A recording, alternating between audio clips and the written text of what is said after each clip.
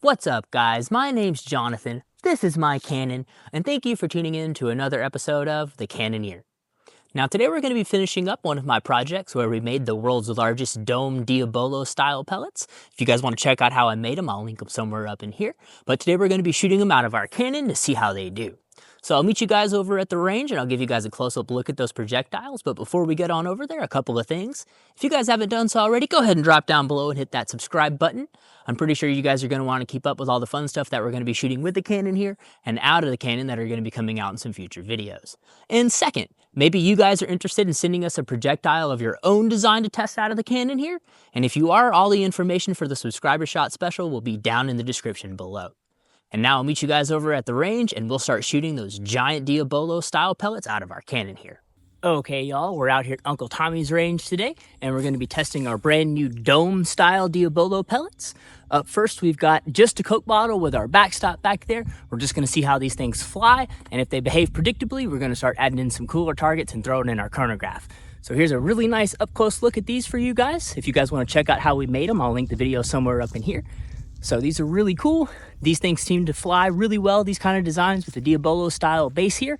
So hopefully these will behave just as well as the other ones that we've made, but let's touch it off and find out.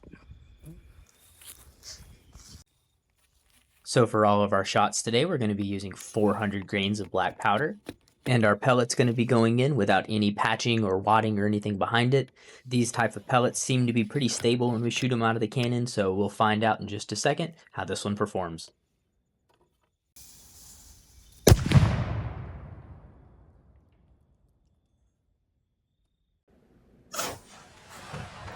So you can see when this pellet's coming in that it really wants to turn just a little bit, but it's fighting for its life to stay straight there.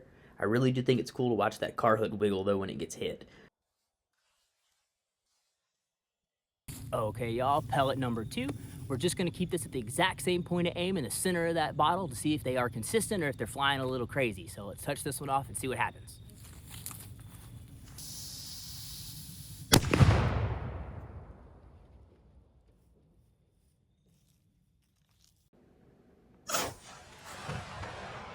So this shot seems to have behaved about the exact same as the last one. You can see it really kind of wanted to curve there at the very end, but it hit basically where we were aiming at, and I think that's about as much as you can ask for out of something that's not a round ball. A quick shout out to Varden's Body Shop for helping us out with our backstop today. Dead center. So let's go put down another cool target and see what we can do with those. Okay, y'all, here's where we hit that bottle. You can see that nice, beautiful round hole there in the center. So now we got a pumpkin down there, and let's touch it off with the chronograph and see what kind of velocity we get out of these pellets.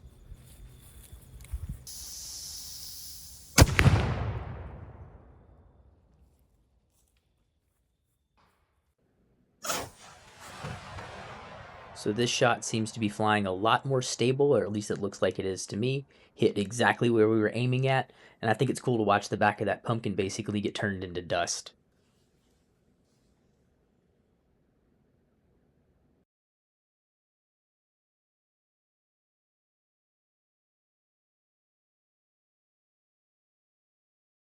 .869 on the chronograph and dead hit on that pumpkin, so let's go check out the damage. Okay, y'all, there are pumpkin pieces all over the ground here. So let's look at the actual damage to our pumpkin here. Okay, not sure if that's entrance or exit, but it cracked the pumpkin entirely through. There's the other side, beautiful hole through our pumpkin there. So let's put up some ballistics gel and see what we can do with it.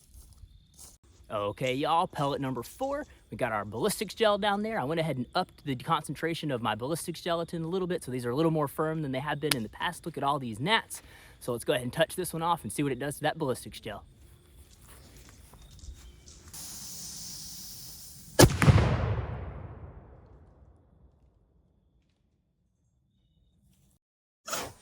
So once I finally got to review these, this is probably my favorite shot of them all.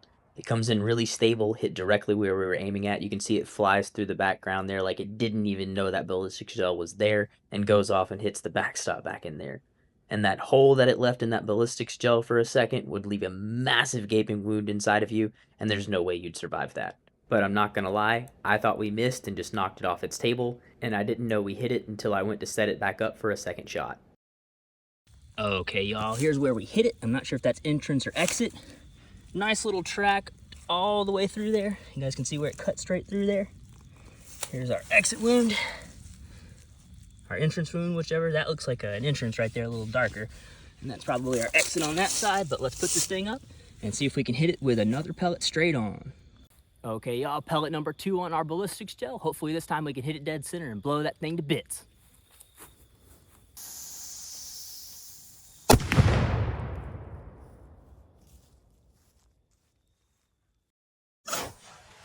So this shot also seems to be flying pretty stable, not a lot of wobble or play side to side. I also like the fact that that temporary cavity is almost a perfect circle and you can see it just expand and just blow that ballistics gel to pieces. And it also hit exactly where we were aiming. Dead center. I'm excited to see that on our high speed. I'll go show you guys the damage in just a second, and our chronograph reads 844. Okay, y'all, we got 3 pieces out of our ballistics gel. One big old chunk over here, 2 chunks over here, and you can see where we hit it dead center right there in the middle there with our nice little gray powder burn and all that fun stuff from the pellet. Wouldn't want to get hit with one of those. You can see the wound channel that it went through. And here's the other chunk over there. So let's put our steel plate down here and see what these things do to that.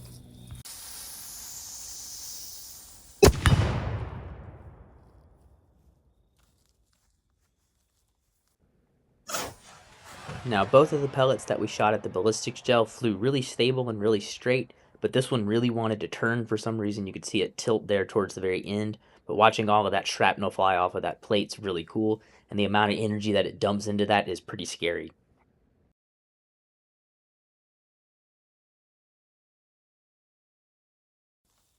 $8:17 on the chronograph, and let's go look at the damage we did to that plate. Okay, y'all, this one shattered the wood that holds all of our boards together here. Broke it off down the back here, so let's flip this over and see what kind of damage we did to that plate. Beautiful shot right there, all that lead splatter. I'm excited to see what this looks like on our high speed. Okay, y'all, I got to looking around here, and there's all kinds of spall from that lead stuck inside of all of our wood here, all the way over here. Big piece right there stuck in the wood, some over here, some over there on the end. And if we go over to the other side, there's a big old chunk stuck in the wood there, some over here as well. But those would do some serious damage to you if they were to hit you, those big pieces of spall.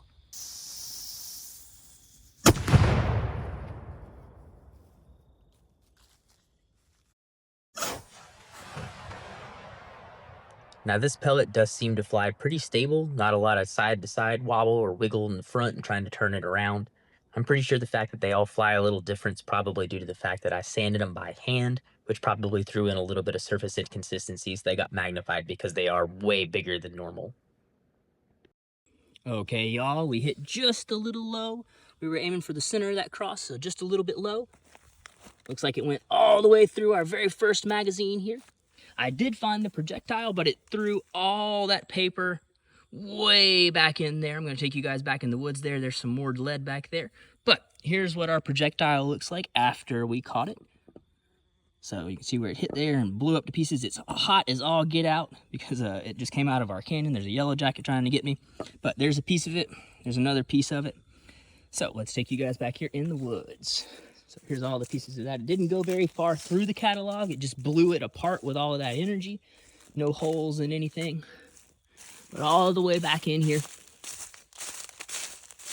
There's a catalog over there that got tossed. There's some lead right there on the ground. And there's a couple of pieces of lead over here in our creek. There's a piece right there. And a piece right there. So that thing threw some lead when it exploded those pieces of paper into everything. That was a cool one. That was a little unexpected. Well, guys, that was a fun one. And as always, those giant pellets seem to perform pretty well out of our cannon here. Although I will say this one was just a little less stable, but pretty accurate compared to the rest of the pellets that we've tried out of the cannon here with those different designs. Well, I do appreciate you guys hanging out around here till the end of the video. If you guys did enjoy this video, let me know down in the comments what was your favorite part, what was your favorite explosion. You got a design of a pellet you guys want to see us make next and test out, let me know down in the comments and I'll be happy to check them out and maybe we can make that happen for you guys in a future video. But if you guys did enjoy this video, go ahead and hit that like button as well. It's really going to help us get this video out into the world of YouTube. I really appreciate you guys hanging around here till the end. Once again, my name's Jonathan, this is my Cannon, and I'll catch you guys on the next episode of The Cannoneer.